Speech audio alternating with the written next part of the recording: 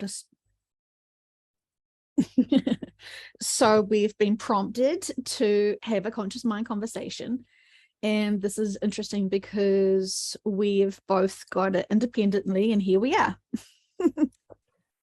Here we are. Hooray. All right. So, my friend, sharing is caring always. And I'd love to hear what you would like to consciously share with us all. Let's see. Um, I thought it was interesting about how, we have this extra time and what are we going to be doing with it? Um, and, with the different kinds of life contracts we have, all the different, things I'm seeing, people experiencing things that are not as comfortable as before, but I feel like it's meant to help them grow. The old triggering. Yeah. And I'm experiencing it as well. So Oh, fun times. What do you, without going into your linen closet, what are you noticing about those triggers now? I'm noticing that I can see them for what they are. Before I felt like it was more like, oh, poor me. Why is this happening to me? Like, what did I do? And why am I still experiencing this? But it's like almost once you realize it's actually either there because you're not learning what you're supposed to, so it's repeating itself, or you've actually stepped up and you can handle more. And I feel like it is causing me to have tougher skin, to be more confident, and to handle things that are not easy, like more pressurized. So I feel like it's actually helping me in a way. Yeah. Well, we all know you're such a gift to humanity. So for you to sort of be put into that situation where you're having to be, I don't know what the word is, stronger, tougher. Um, yeah, it's an amazing world what we are being called upon to be and do and say. And Mm-hmm. Mm-hmm. Yeah. And I feel like it's interesting because when I talk to people, it's almost like people all around are also feeling that extra little pressure, extra pain, physically, emotionally. There's like something, you know what I mean? it's that sort of being pressurized to really drop the pressure, the stresses, the focuses that are just all too consuming. I think, from 2020, we were all sort of highly pressurized to focus on control systems and focus on relationships and a whole lot of big lessons. And it reminds me of this conversation we just had the other day about when do we feel that people get imprint lives. And I mean, someone could assume, and I think this is also true, that you're born with some imprint lives already under your belt, so you can come in with that perspective from those lessons and experiences, even though they were not your personal lives that you lived.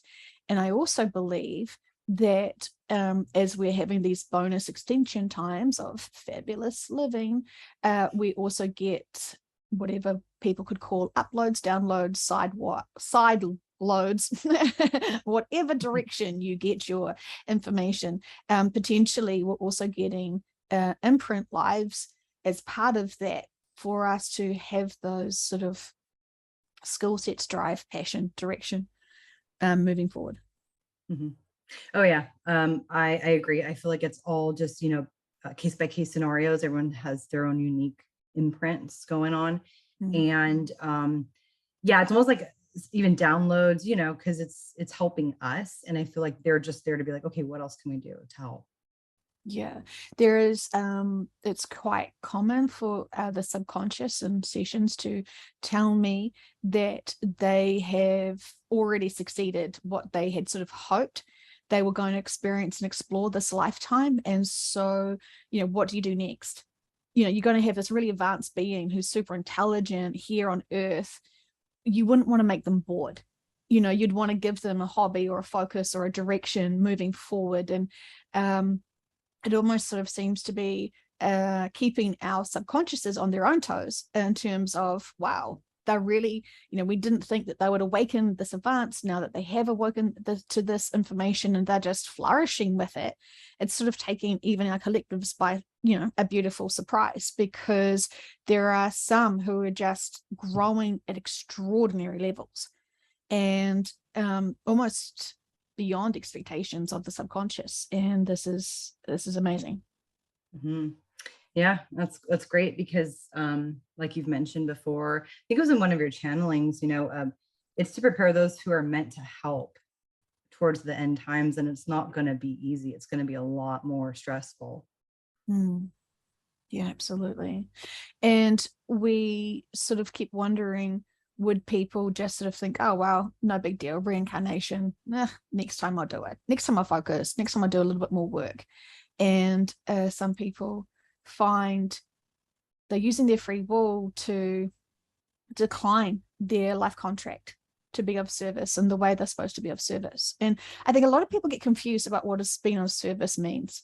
I mean, if you are a kind person to all that's in your life, you're being of service, regardless of whether it's, 5 people in your daily connection, or whether it's, 5,000 because you're assisting a bigger corporation or company. Like, we can't measure the significance of smiling to one person versus smiling to 1,000. Like, it's immeasurable what being of service is and how we truly impact others energetically.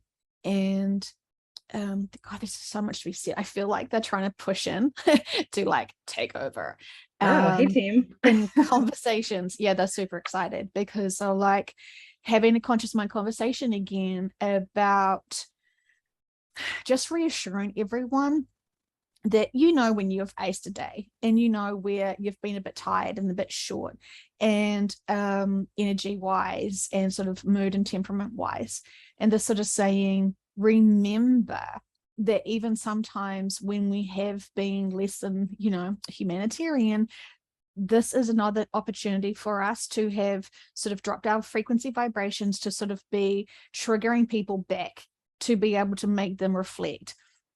And what they were sort of saying yesterday, I vaguely recall, is them sort of saying, you have to hold people accountable and still be in love and light. And sometimes that is to trigger them. But there was something else they said, which I feel, listen back to those sessions. They have got great information. They can see people are afraid. If I'm of service, I'm just going to get exhausted again. I'm going to be energy vampired. Narcissists are going to fight me, blah, blah, blah, blah, blah, blah, blah, blah. They're afraid to step up because they have been drained by others. And they're saying this is a significant thing. The balance, not being drained while still being love and light and being able to inspire all. Mm-hmm. That brought up something that I was like, yes, I totally believe and totally agree with, is it actually helps to love yourself first before you. So when you love yourself first, you really feel that gratitude, and then you like extend it out when you're with others' energies. And I think that really, really, really helps. And it definitely was something that I experienced when I loved myself fully. I noticed that I could handle people's energies and be okay with it and not feel drained. Absolutely. Yeah. Gold star for you. And the thing is that if you don't love yourself and you try to love others, it's kind of like when you do love yourself and when you do love others, you've got this richness of confidence, and that when you're giving people your love, attention, support, it's got value to it. If you still think that you're a piece of shit and then you're just trying to distract yourself by loving others, what you're really intuitively, naturally doing is you are thinking that you being that piece of shit is giving them less than quality love.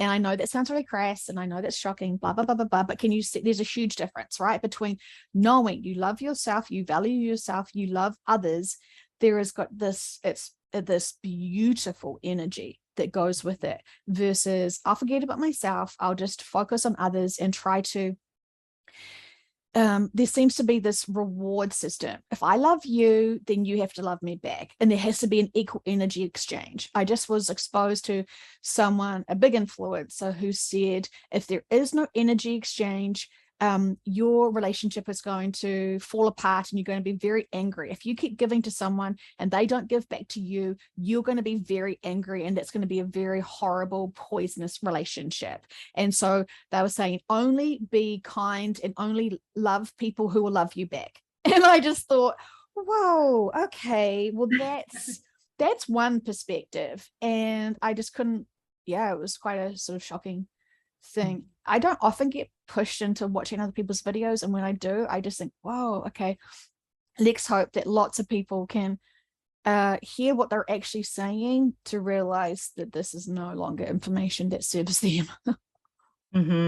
Yeah, because I mean, could you imagine what it would be like if we didn't like people who didn't like us? I mean, it's just kind of one of those things where, you know, and it goes back to the self-love part, where when you have that love for yourself and appreciation for who you are, you tend to accept people for where they're at, because you love yourself and you accept yourself. So it tends to also you project that out towards others too. So you tend to, you know, accept others for where they're at. So Yeah, I mean, yeah, I think it's very much needed. The love part, to love yourself first, is very important, one of the basics. yeah, because you don't lose that sort of sense of boundaries, you know, like you don't just go, oh, you need money, well, here's all of my money, you know, like, I love you so much, I'm just going to blindly give you all my money, everything. Oh, you want my partner? Sure, go take him for a ride. Love and light. Yeah, no, I'm not going to, yeah. Like, and I think people have felt so taken advantage for, and you know, we've all been burnt by those people, right? Because we didn't have either the self-esteem, the love of self to sort of know whether this was going to impact us or not. You know, I mean, there's so much to be said.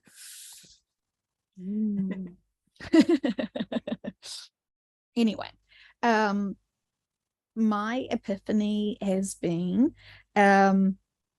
just from sort of really noticing that we will only, I'm not going to say that so strongly, it's more common that we will learn from others that we love and respect and care about.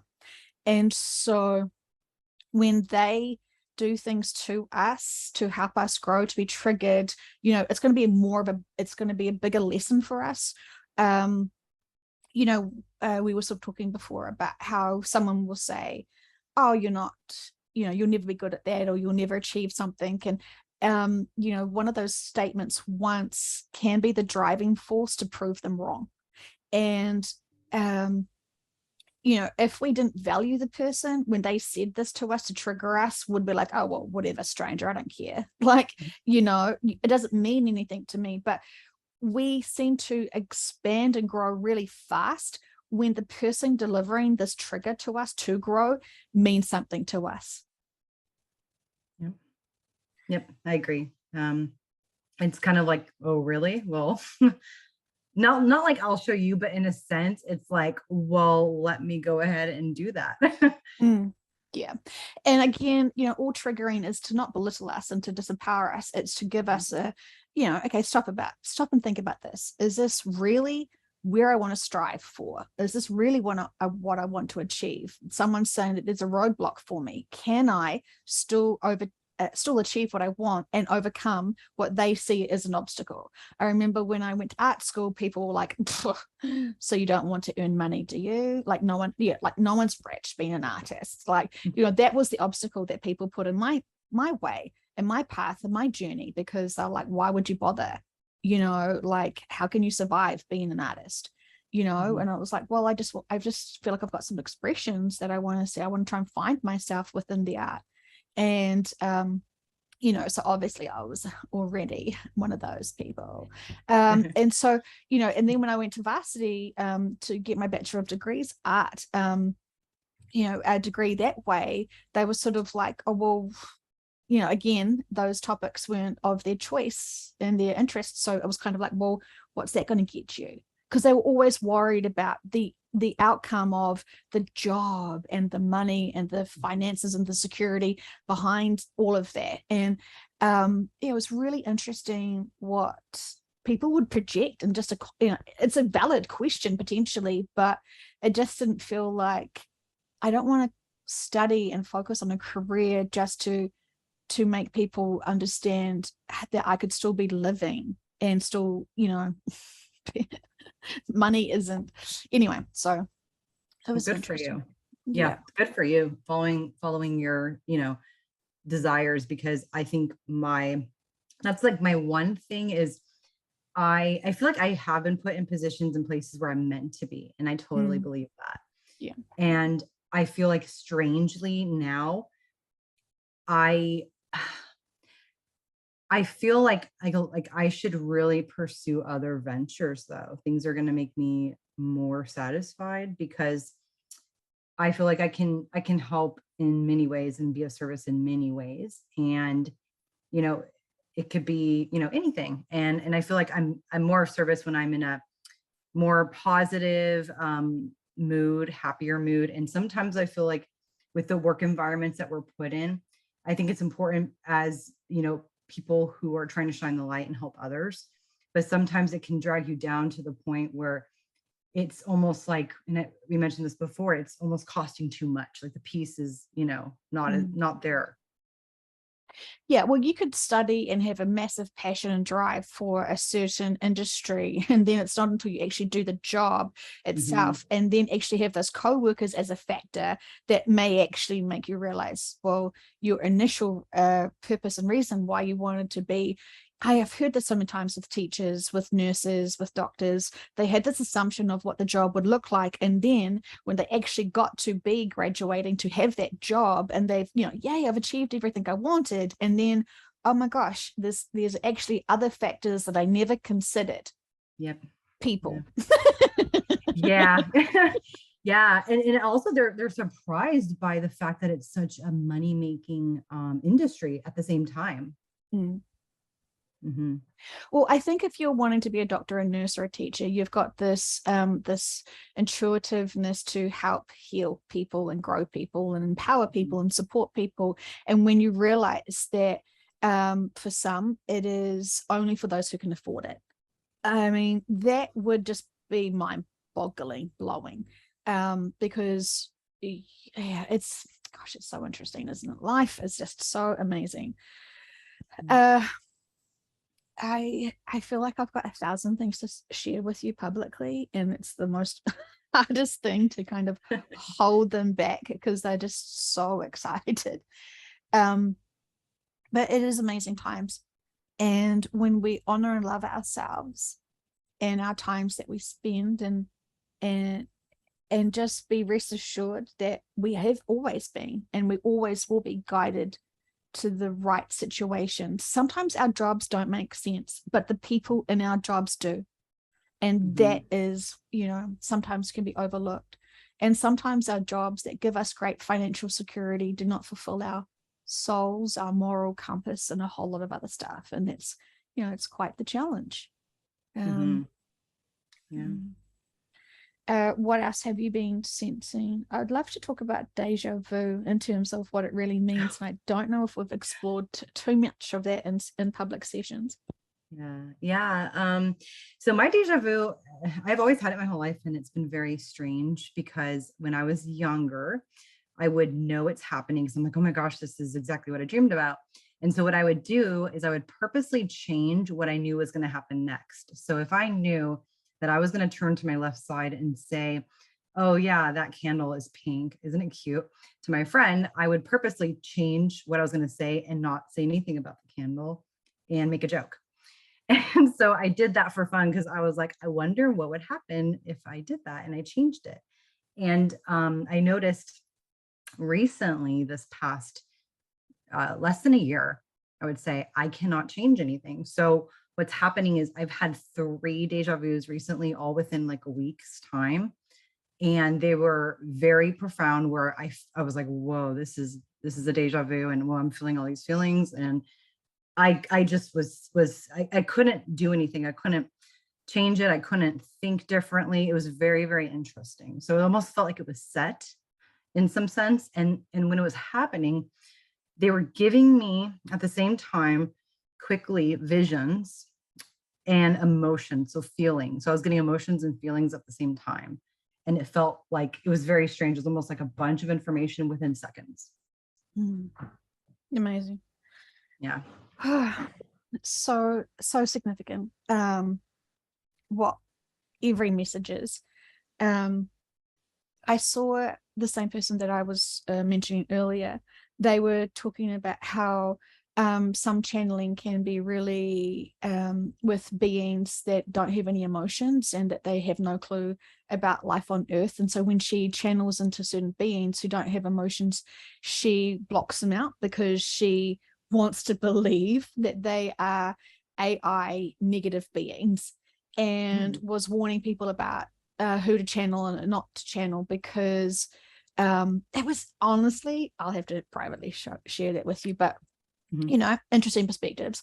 But when you are an advanced being, you're not playing in emotions anymore. You're playing in a much more you know, advanced state of mindsets and perspectives and a whole lot of sort of stuff. And yeah, it was just really interesting. I don't know why. I don't know why certain people are so scared that they wouldn't hear out an advanced being's perspective of life if they don't have emotional. I mean, you know, humans are neurotic enough as they are. Why would you want to channel an advanced being and expecting that they should have also the same neurotic emotions and reactions? Yeah.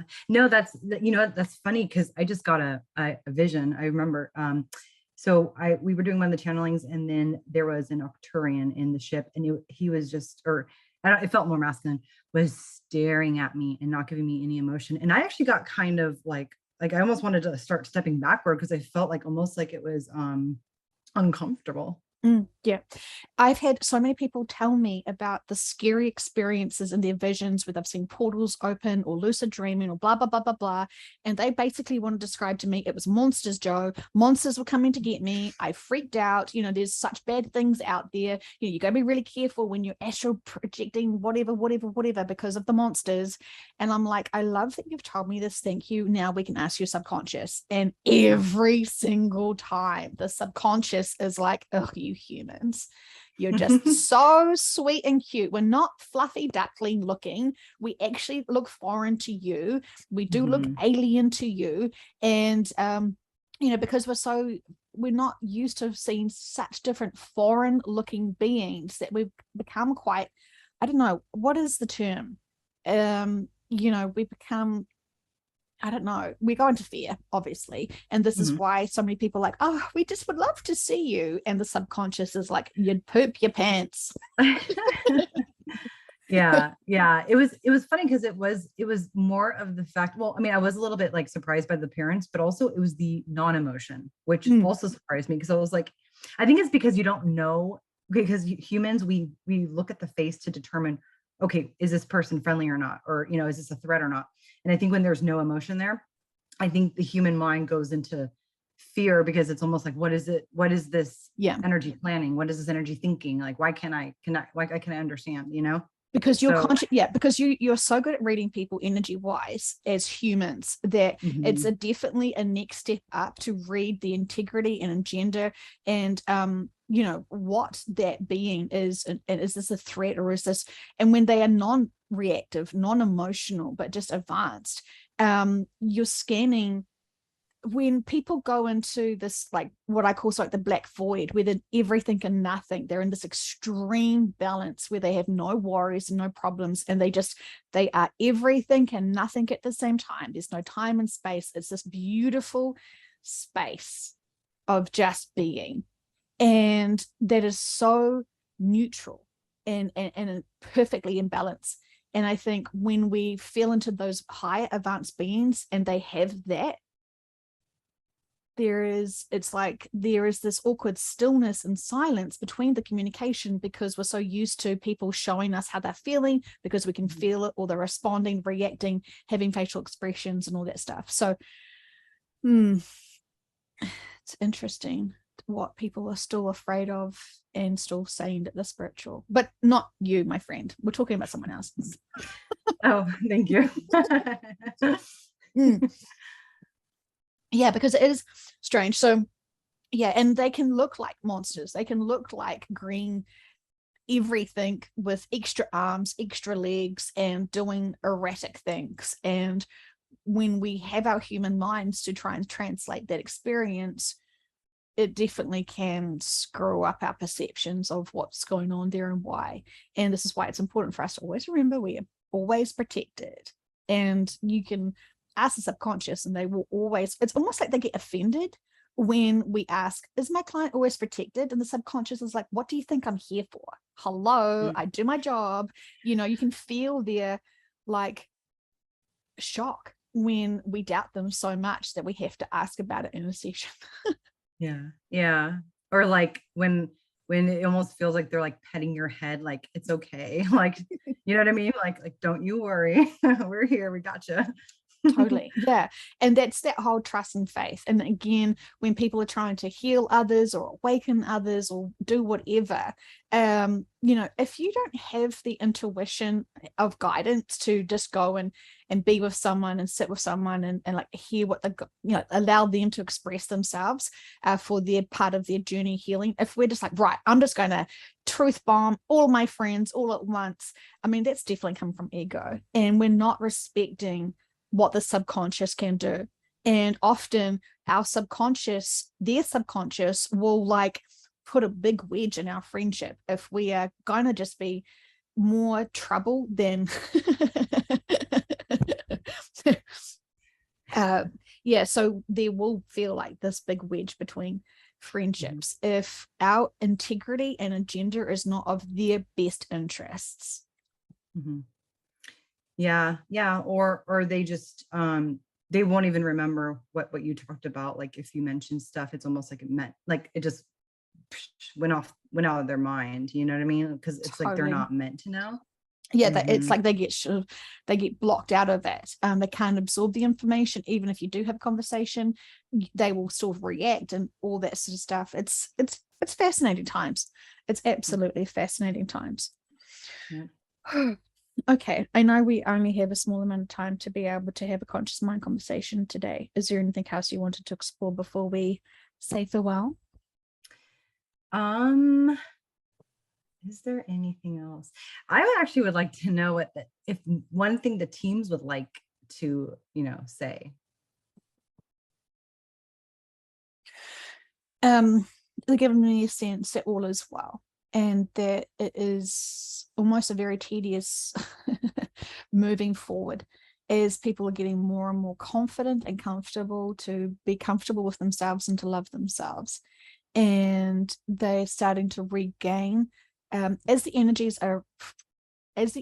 of everyone's physical bodies are accelerating at a higher rate. It's giving our bodies are more advanced than our mindsets. Sometimes they're saying our human mindsets. And so the luxury of having our bodies more high frequency, our minds have to follow. And so they were hoping that our minds would advance faster and the bodies would go. But they're sort of saying they are giving us so much more energy to expand and have our minds and comprehensions follow the energy fields of the bodies. And this feels like an artificial evolving because they're doing it this way. But when the mindset's still in control using their free will, it's so much easier to see things with a new, healthier perspective and to really be more in tune with the bodies than ever before. Yeah. Wow. That's amazing. I would have to agree.